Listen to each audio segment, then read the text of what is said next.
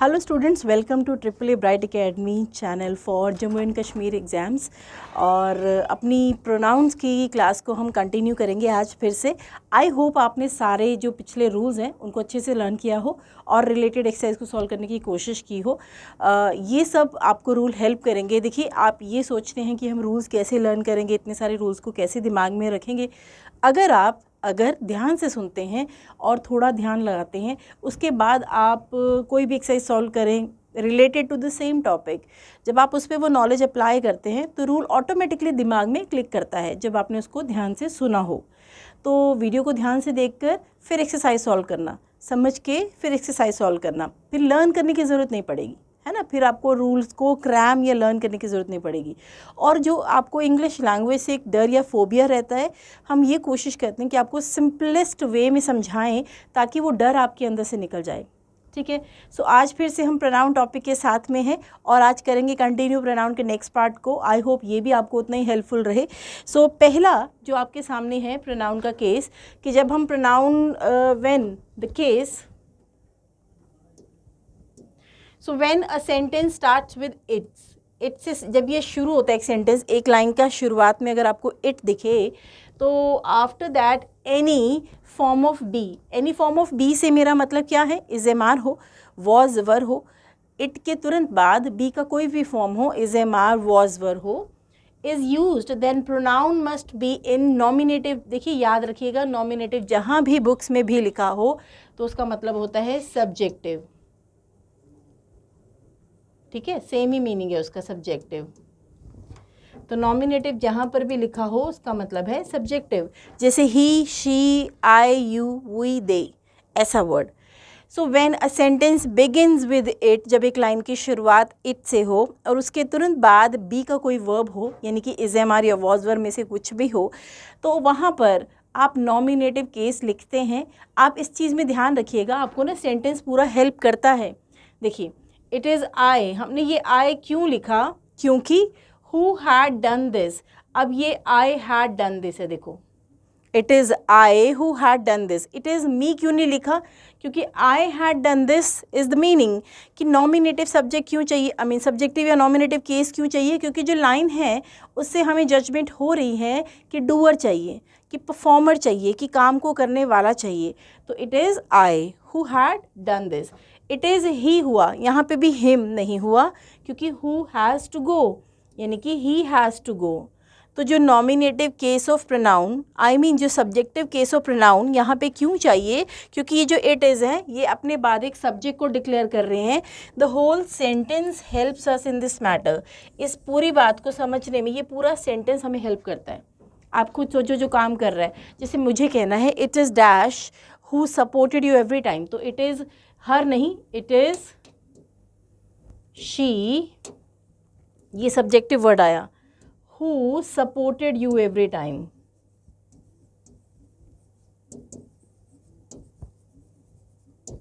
तो यहाँ पे एक तरह से देखा जाए तो she supported you, I had done this, या ही हैज़ टू गो, तो ये सब एक लाइन के सब्जेक्ट की डिमांड कर रहे हैं। तो इट इज़ के बाद जब आप, यानी इट के बाद इट इज़ या इट वॉज भी हो सकता था, I can write down the was, it means past tense भी बना सकते हैं।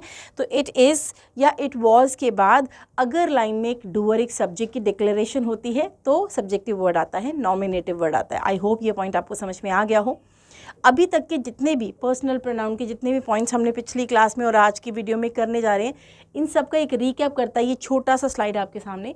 सब्जेक्टिव, देखिए वर्ब, जब एक लाइन में वर्ब होती है, हमने लर्न किया ये रूल ऑलरेडी, जब एक लाइन की वर्ब होती है तो वर्ब से पहले हमेशा सब्जेक्टिव, वर्ब के बाद ऑब्जेक्टिव। अगर मैं एग्जाम्पल की बात करूँ तो यू एंड आई,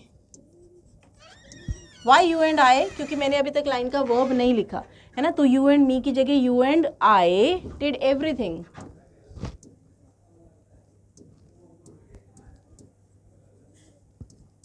ठीक है, और इसी तरह से अगर मैंने बोला she supported you and I की जगह यू एंड मी हो जाएगा। सपोर्टेड वर्ब के बाद मी, सपोर्टेड वर्ब यानी किसी भी वर्ब से पहले सब्जेक्टिव केस, तो वर्ब के पहले सब्जेक्टिव, वर्ब के आने के बाद objective.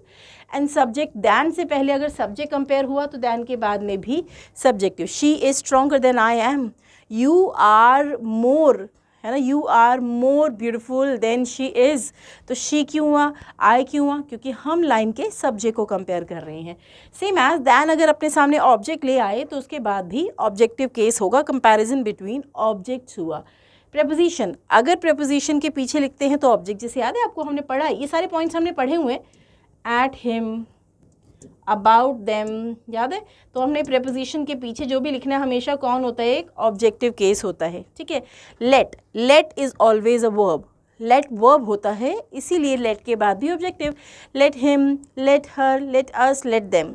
So have a look, in 5 points को एक बार फिर से ध्यान दीजिएगा। ये हमने लास्ट वीडियो में सारे पॉइंट्स कवर किए थे। आज के रूल्स को भी अभी हम कंटिन्यू करेंगे। जस्ट एक झलक देख लीजिएगा कि पिछले सारे पॉइंट्स आपको क्लैरिफाइड है कि नहीं।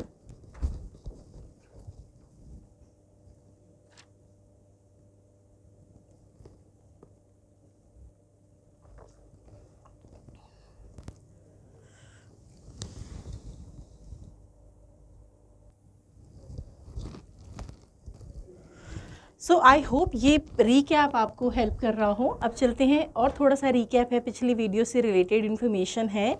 तो जब भी पॉजिटिव एक्शन में एंगेज होंगी तो 2-3-1 अरेंजमेंट चलेगा। आई होप ये आपको याद हो कि सेकंड पर्सन, थर्ड पर्सन और लास्ट में फर्स्ट पर्सन आएगा जब आप एक अच्छा काम कर रहे हैं। और जब आप एक काम गलत कर रहे हैं, जब मीन्स तीनों पर्सन से एक गलत काम कर रहे हैं, कल्प्रिट हैं, रॉन्ग एक्शन में एंगेज हैं, तो पहले फर्स्ट पर्सन, फिर सेकंड पर्सन और last position for the third person. जब आप इट इज़ या इट वॉज के बाद एक केस बताते हैं तो that is always a subjective case. हाँ, ऐसा भी हो सकता है इट इज़ इट वॉज के बाद एक ऑब्जेक्टिव केस हो। ये देखिए लाइन ऐसी है, it was dash whom I taught। अगर लाइन इस तरह से दी गई और इसका एग्जाम्पल लिख रही हूँ, it was dash who taught us। देखिए ये 2 लाइंस हैं, इन दोनों लाइंस का कंपैरिजन करिए कि it was dash who taught us, जिसने पढ़ाया, ठीक है। इट वॉज डैश हुम आई टॉट, किसने पढ़ाया, आई ने। तो ये वो है जिसने पढ़ाया, तो इट वॉज आई, है ना, it was he, it was she. तो यहाँ पे आई ही शी क्यों हुआ, क्योंकि हमने पढ़ाने वाले की बात की, हमने काम को करने वाले की बात की। तो it was he, it was she, it was they. It was, अब यहाँ पे आई क्यों नहीं आ सकता, अब यहाँ पे मी क्यों आएगा, अब यहाँ पे शी क्यों नहीं आ सकता, अब यहाँ पे हर क्यों आएगा, इट वॉज हिम क्यों आएगा, इट वॉज ही क्यों नहीं आएगा, क्योंकि ये लाइन से हमें पता चल रहा है कि पर्सन, ये जो हमने यहाँ लिखना है वो इस लाइन का डूअर नहीं है। बिकॉज डूअर कौन है यहाँ पे देखिएगा, आई है ना, डूअर कौन है इस लाइन में, फिलहाल आई है, तो आई डूअर है। इट वॉज के साथ हम जिस पर्सन को एक्सप्रेस कर रहे हैं वो डूअर नहीं है, वो काम नहीं कर रहा। डूअर मतलब काम करने वाला। पहली लाइन में वो खुद ही काम कर रहा है, he taught us. It was him, क्यों हिम यहाँ इसलिए क्योंकि आई टॉट हिम, ठीक है।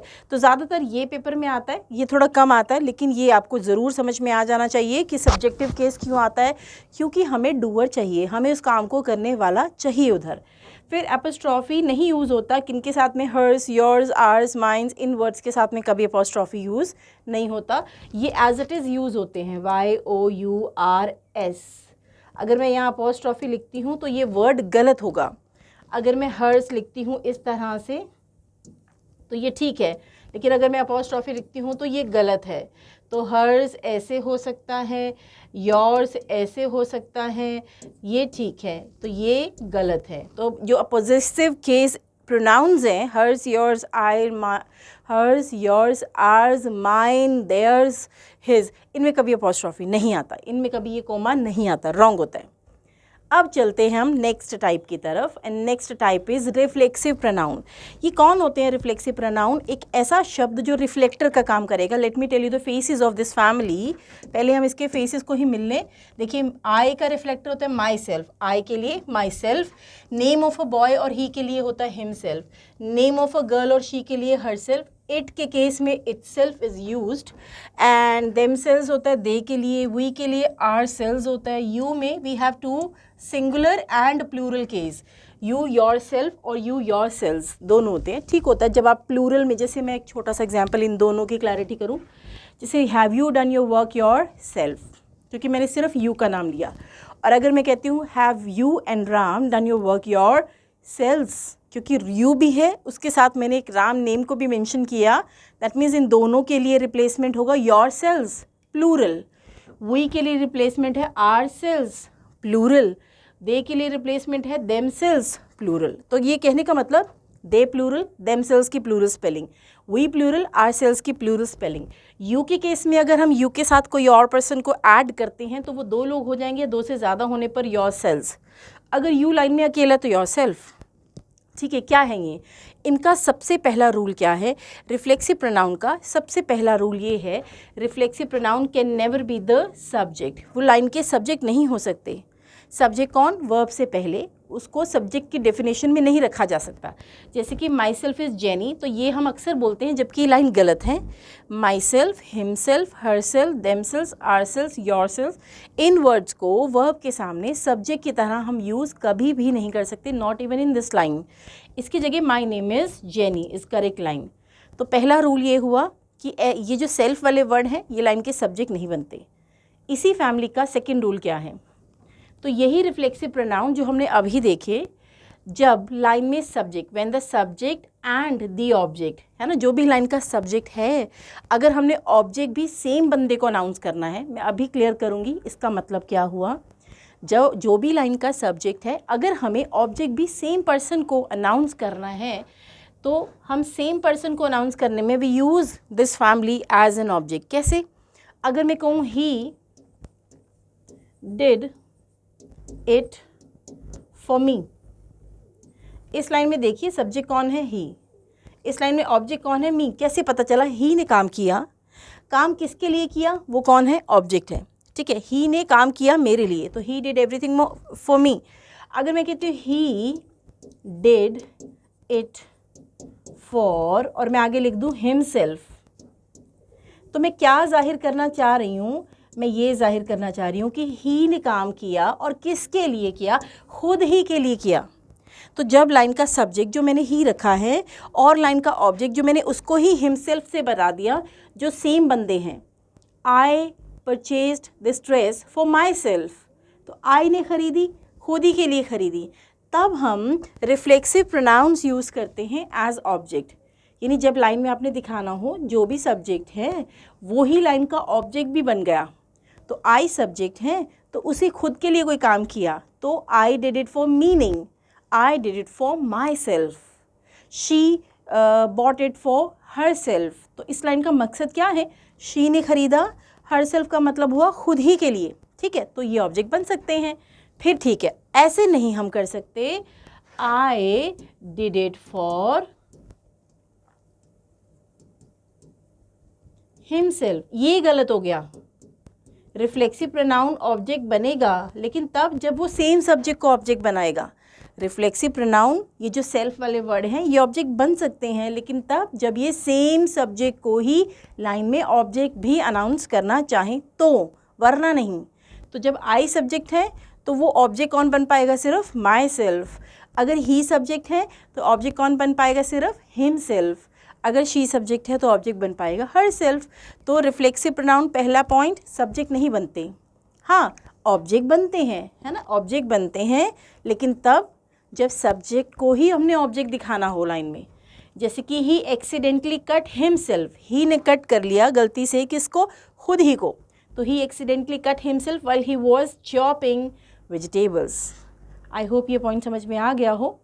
तो रिफ्लेक्सिव प्रोनाउन के दूसरा पॉइंट आपको क्लियर हो गया हो। फर्स्ट, ये सब्जेक्ट नहीं होते, सेकंड, ये ऑब्जेक्ट भी नहीं होते, लेकिन ये ऑब्जेक्ट तब बन सकते हैं जब ये लाइन के सब्जेक्ट को ही क्या दिखाना चाह रहे हो? लाइन का ऑब्जेक्ट भी, right. She bought a present for her self, उसने प्रेजेंट खरीदा, किसके लिए? खुद ही के लिए। ये मीनिंग है इधर में, शी ने किसी और के लिए नहीं, खुद ही के लिए खरीदा। हर सेल्फ का यही रोल है यहाँ पर। गलती कैसे होगी? She bought a present for him self, ये गलत है। She bought a present for him, she bought a present for me, my self नहीं, हिम सेल्फ नहीं, देम सेल्स यहाँ पर नहीं, क्योंकि सब्जेक्ट कौन है? शी। अगर शी ने खरीदा तो किसी और के लिए, हिम, हर, मी, अस, लेकिन अगर शी ने खरीदा खुद ही के लिए तो फिर herself. We helped ourselves, हमने मदद की, किसकी की? आवरसेल्व्स का मतलब है खुद ही की। So we helped ourselves to free drinks at the launch party. तो देखिए आप यहाँ पे आवरसेल्व्स, कभी भी ये और ये अलग लोग नहीं हैं, ये सेम ही हैं। तो जब आपने सब्जेक्ट और ऑब्जेक्ट सेम बंदा दिखाना हो तो रिफ्लेक्सिव प्रोनाउन सब्जेक्ट ऑब्जेक्ट बन सकता है, वरना नहीं।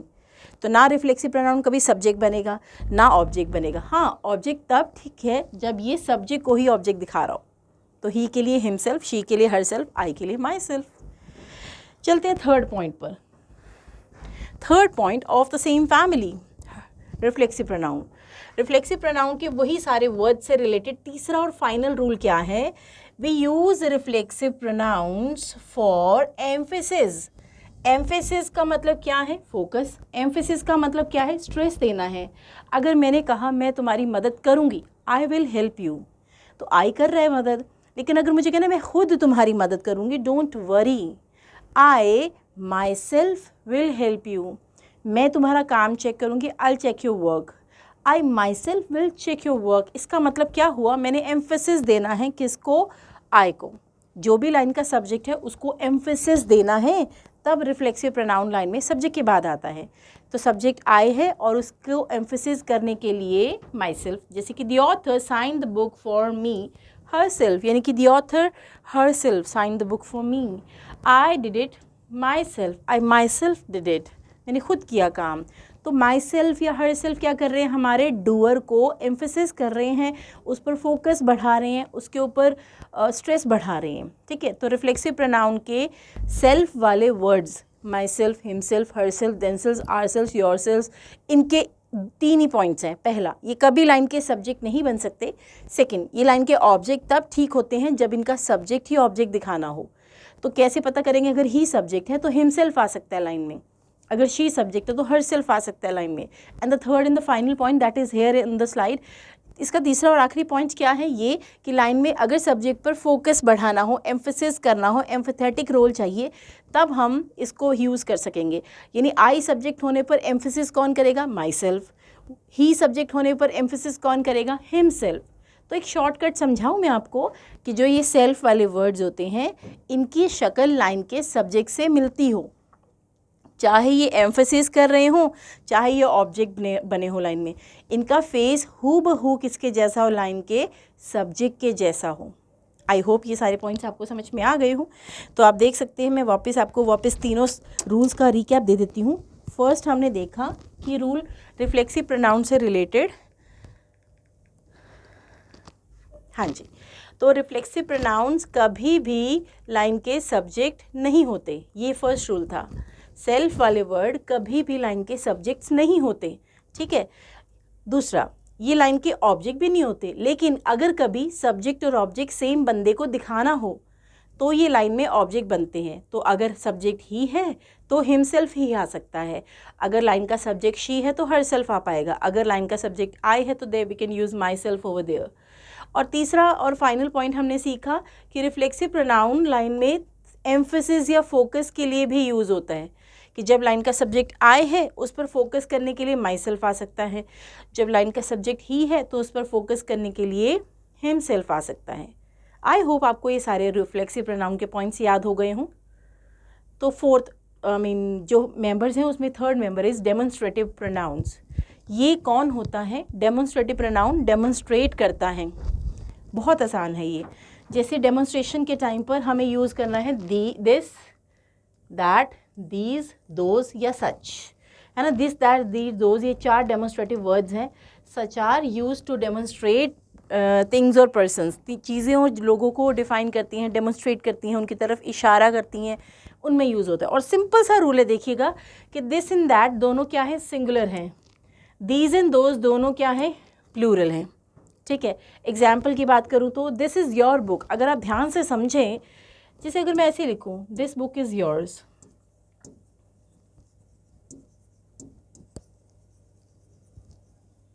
अब आप देखिए यहाँ भी दिस है, यहाँ भी दिस है, यहाँ ये दिस बुक को रिप्लेस कर रहा है। जैसे ही मैं बुक की जगह बुक्स करूँ, है ना, जैसे ही मैं बुक की जगह बुक्स करूँ तो दिस की जगह दीज करना पड़ेगा, प्लूरल हो जाएगा। तो ये प्रोनाउन हो गया, इस बुक का प्रोनाउन है ये यहाँ। इधर बुक के तुरंत सामने लिखा है ये वर्ड दिस, सेम काम कर रहा है, डेमोन्स्ट्रेट कर रहा है, लेकिन यहाँ ये एडजेक्टिव है। क्यों? क्योंकि बुक के नाउन के तुरंत सामने लिखकर उसकी क्वालिटी बता रहा है, उसको डेमोन्स्ट्रेट कर रहा है। तो एक नाउन को रिप्लेस करने के टाइम पर दिस जो है वो प्रोनाउन है जिसकी हम यहाँ पे बात कर रहे हैं, और एक नाउन के तुरंत सामने आकर वो उसको डेमोन्स्ट्रेट करने वाला एडजेक्टिव है। ठीक है, अगर अंडरलाइन करके पूछे, जैसे अगर मान लो इसको अंडरलाइन करें तो आप एडजेक्टिव आंसर मार्क करेंगे, और suppose this word is underlined here, तो ये प्रोनाउन है। Second, that was a new toy, same toy के लिए क्या जा रहा है? दैट। और अगर मैं इसको ऐसे लिखूंगी, दैट टॉय वॉज न्यू, तो यहाँ ये दैट, यहाँ ये दिस डेमोन्स्ट्रेटिव एडजेक्टिव्स होते हैं।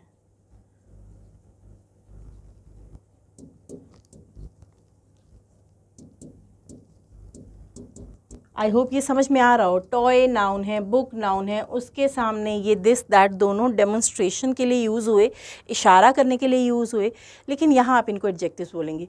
और जो मेरी जो ये दो एग्जांपल्स हैं जिसमें टॉय और बुक को रिप्लेस करने वाले वर्ड हैं ये दिस और दैट, तो ये डेमोन्स्ट्रेटिव एडजेक्टिव्स नहीं है, ये प्रोनाउंस हैं। दोज आर गुड प्लेयर्स, तो प्लेयर्स को रिप्लेस कर रहा है ये वर्ड दोज, यहाँ पर प्रोनाउंस है। And these are the students who have not done the task, तो स्टूडेंट्स को रिप्लेस कर रहा है। जब आप दीज स्टूडेंट्स कहेंगे, दोज प्लेयर्स कहेंगे, तो ये एडजेक्टिव है, दोज प्लेयर्स, तो प्लेयर्स के सामने ये एडजेक्टिव है। दीज स्टूडेंट्स, यह जो भी था, हाँ स्टूडेंट्स, तो स्टूडेंट्स के सामने ये एडजेक्टिव है, लेकिन यहाँ ये दोनों प्रोनाउंस हैं। तो डेमोन्स्ट्रेटिव वर्ड्स को हम सिंगुलर के केस के लिए दिस दैट और प्लूरल के केस में दीज दोज से यूज़ करते हैं। और let me tell you one more example for the sentence, कैसे एग्जाम में आता है, लेट्स सी। अगर मैं कहती हूँ राम्स बुक या Ram's shirt is more colourful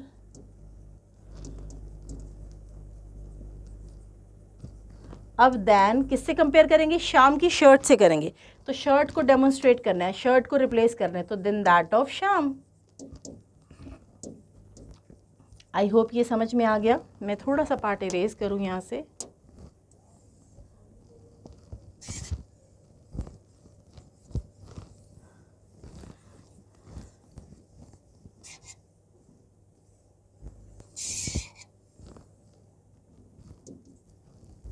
ठीक है, अब एक और एग्जाम्पल लिख रही हूँ।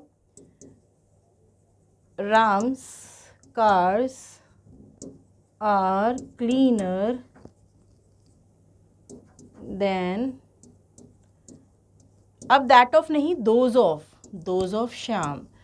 ध्यान से देखेंगे तो आपको पता चलेगा, पहली लाइन में शर्ट कंपेयर हुआ तो उसको रिप्लेस दैट ने किया, दूसरी लाइन में कार प्लूरल नाउन है, कार्स कंपेयर हुआ तो उसको रिप्लेस दोज ने किया। ऐसे आता पेपर में, देख लीजिए आप एक बार ना।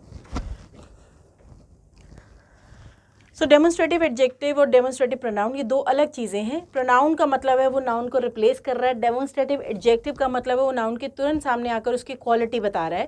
तो सिंगुलर को रिप्लेस या करने के टाइम पर दिस दैट आता है, प्लूरल को रिप्लेस करने के टाइम पर दीज या दोज आता है। ठीक है, तो इनको जब आप यूज़ करते हैं तो सिंगल प्लूरल का बेस आपको ध्यान रखना पड़ता है। जैसे कि जो मेरी गिवन दो एग्जाम्पल है, हैंड रिटन दो एग्जाम्पल्स हैं। राम का शर्ट कंपेयर हो रहा है श्याम की शर्ट से, तो पहला राम शर्ट आया, इस शर्ट नाउन सिंगुलर नाउन को रिप्लेस दैट ऑफ श्याम में दैट ने किया।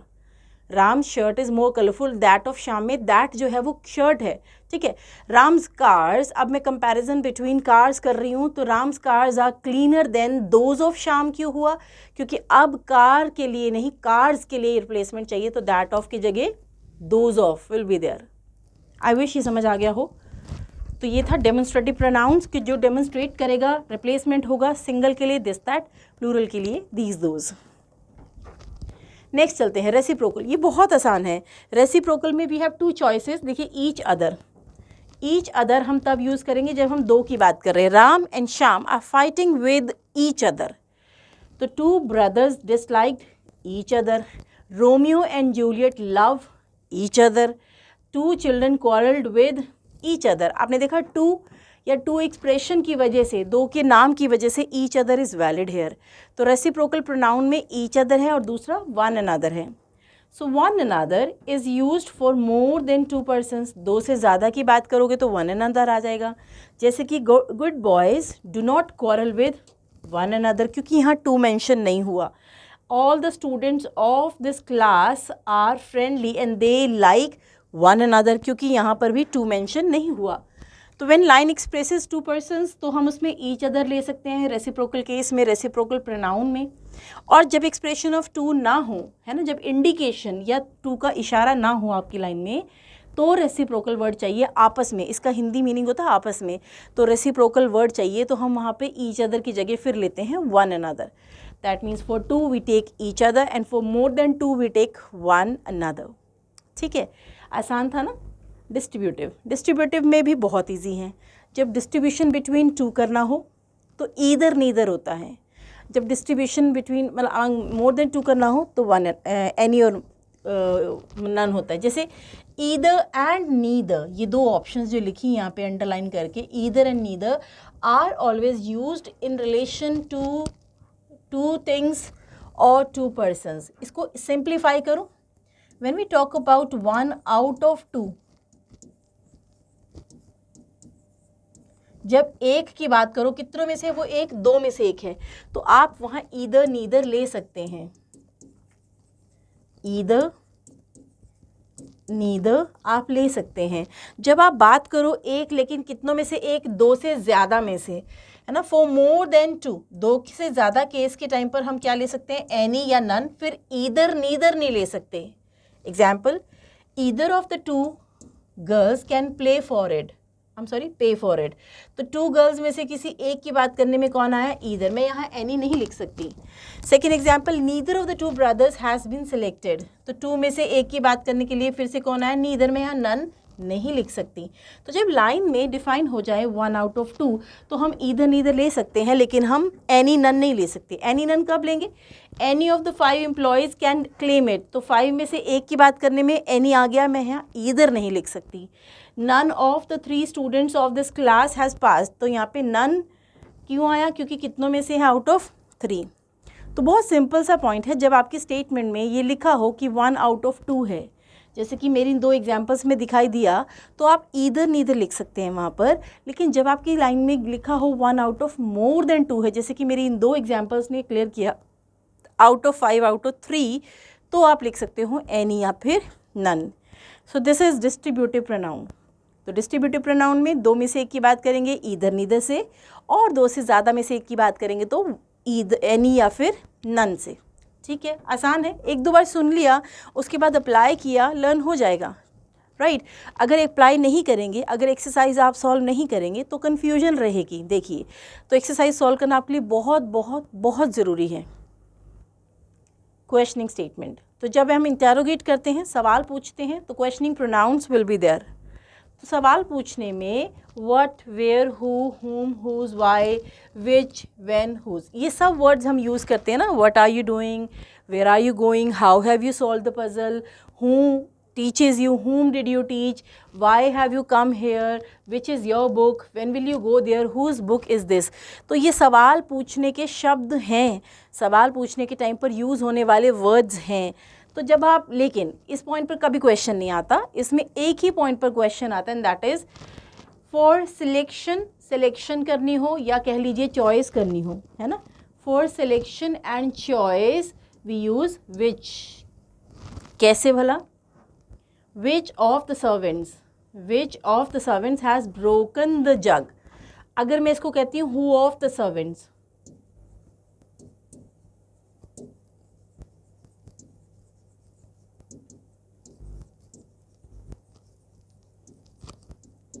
ठीक है. तो मैंने यहाँ who लिखा, जो मेरा who इसका सही सवाल का सेंस नहीं बना रहा. देखिए, है ना. हु ऑफ द सर्वेंट्स अगर हम लिखते हैं, ये रॉन्ग कॉम्पोजिशन होगा. मैं सर्वेंट्स में से चूज़ करने के टाइम पर हु नहीं, क्या यूज़ कर सकती हूँ, विच. और अगर हम ऐसा बोलते हैं ना, हु ब्रोक द जग,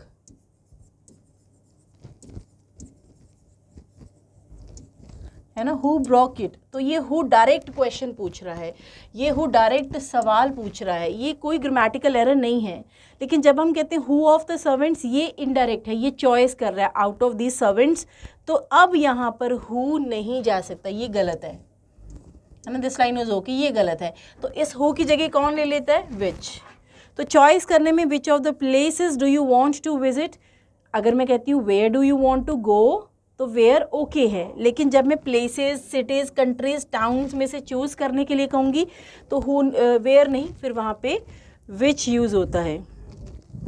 तो ये था हमारा आज का लास्ट रूल कि जब भी हम क्वेश्चनिंग स्टेटमेंट्स बनाते हैं तो डब्लिश फैमिली वर्ड्स यूज़ करते हैं। व्हाट पूछता है मैटर, वाई पूछता है रीज़न, वेयर पूछता है question related to places, when पूछता है क्वेश्चन रिलेटेड टू टाइम, और हु पूछता है क्वेश्चन रिलेटेड टू डूअर, और हुम पूछता है question related to object, who is belonging of human, which belonging of non living. तो ये सब हमें पता है, ऐसा नहीं कि ये नहीं पता है, ये पेपर में नहीं आते। पेपर में जो मेन इनमें से आता है वो एक ही पॉइंट है कि जब आप चॉइस करें among some persons, places, even things, which of the markers, which of the students, which of the participants, which of the boys, which of the girls, उस केस में आप क्या करें, you're making choice out of some persons, you're making choice out of some places और things. तो उस case में चीज़ों में से, पर्सन्स, थिंग्स या प्लेसेस में से हम चूज़ करने के टाइम पर हु, वेयर नहीं, विच हमेशा, है ना, हु और वेयर कभी भी नहीं, विच हमेशा यूज़ करते हैं। हाँ, ये पॉइंट पूछा जाता है एग्ज़ाम्स में, इसके अलावा एग्ज़ाम में आपसे कुछ नहीं पूछता वो। तो प्रोनाउंस के आज हमने बहुत सारे पॉइंट्स लर्न किए। पहले हमने यूज़ ऑफ इट किया, पहले हमने इट को विद वर्ब यूज़ किया, तो इट इज़ के बाद या इट वॉज के बाद आई, ही, शी, यू, वी, दे, मतलब सब्जेक्टिव वर्ड आ जाता है अगर लाइन में सब्जेक्ट की डिमांड हो। इसके बाद हमने सीखा, नेक्स्ट पॉइंट था डेमोन्स्ट्रेटिव प्रोनाउन जो होते हैं वो सिंगल को दिस या दैट से और प्लूरल के केसेस को दीज या दोज से रिप्लेस करते हैं। उसके बाद हमने रिफ्लेक्सिव प्रोनाउंस के 3 पॉइंट सीखे, सेल्फ वाले, myself, himself, herself, themself, ourself, ये जो वर्ड्स हैं ये हम लाइन में जब भी यूज़ करेंगे ये लाइन के सब्जेक्ट ना हो, ये लाइन के ऑब्जेक्ट भी ना हो। ऑब्जेक्ट ये तब बन सकते हैं जब हमने सब्जेक्ट को ही लाइन का ऑब्जेक्ट दिखाना हो। तो हमें कैसे पता चलेगा, जो ही सब्जेक्ट है तो हिमसेल्फ आ सकता है, शी सब्जेक्ट है तो हर सेल्फ आ सकता है। तो जब लाइन का सब्जेक्ट ऑब्जेक्ट सेम बनता है तो reflexive pronoun will play the role of sub objects. Next इसके बारे में पॉइंट हमने क्या सीखा कि रिफ्लेक्सिव प्रोनाउन को फोकस के टाइम पे यूज़ किया जाता है। तो जैसे मैंने काम किया, मैं काम करूँगी तो I myself will do it, I myself did it, तो डिड या डू में से कुछ भी है, लेकिन आई के बाद ये माई सेल्फ क्या कर रहा है, ये फोकस, ये एम्फेसिस कर रहा है, ठीक है, उसके ऊपर स्ट्रेस को बढ़ा रहा है। इसके बाद हमने देखा रेसिप्रोकल प्रोनाउन, दो के केस में भी यूज़ ईच अदर, दो से ज़्यादा की बात करेंगे तो वन अनदर, सेम एज। इसके बाद हमने देखा इनडेफिनिट प्रोनाउन, डिस्ट्रीब्यूटिव प्रोनाउन किया आज हमने। तो जब हमने 1 आउट ऑफ 2 कहा तो ईदर नीदर, जब हमने 1 आउट ऑफ मोर देन 2 कहा तो एनी नन। और लास्ट हमने सीखा कि सिलेक्शन के केसेस में, क्वेश्चन के टाइम पर सिलेक्शन के केसेस में, selection among some persons, places और थिंग्स, किसी की भी सिलेक्शन हो, हु या वेयर नहीं, हमेशा विच करेगा। तभी विच of the boys, which of the girls, which of the participants, which of the places, which of the cities, which of the countries and which of the markers. तो ये विच क्यों गया, क्योंकि हम places, servants, boys, girls, students में से choose कर रहे हैं, तो which word is an appropriate option. यहीं पे ब्रेक देते हैं। आई होप ये चीज़ें आपको क्लैरिटी बढ़ाएं, इनको ध्यान से सुना कीजिए, तभी आपको फ़ायदा दिखना शुरू होगा। लेकिन एक्सरसाइज करके रियलाइज़ होगा कि आपको समझ में आ गया है या नहीं। तो एक एक्सरसाइज ज़रूर सॉल्व करें, टॉपिक प्रोनाउन की रिलेटेड एक्सरसाइज सॉल्व करें, वरना बहुत दिक्कतें आएंगी अभी आपको ना। सो यहाँ तक के सफ़र को यहीं पे एंड करते हैं और अगली वीडियो में मिलेंगे एक नेक्स्ट पार्ट ऑफ प्रोनाउन के साथ में, और कोशिश करेंगे इस टॉपिक को उस दिन कंप्लीट कर पाएँ। और आज के लिए सिर्फ इतना ही, आप प्रैक्टिस करिएगा, आपको बेनिफिट्स दिखेंगे। Thank you and have a wonderful day.